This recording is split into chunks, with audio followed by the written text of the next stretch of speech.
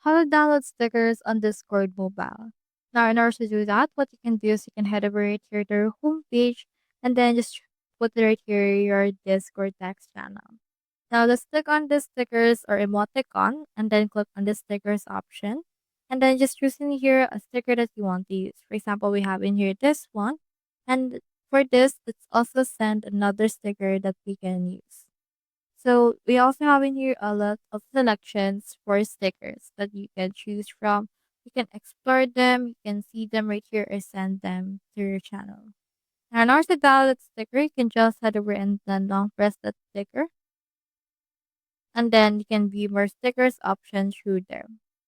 Now in here, as you can see, there is no option to properly download it. However, you can just screenshot it if necessary.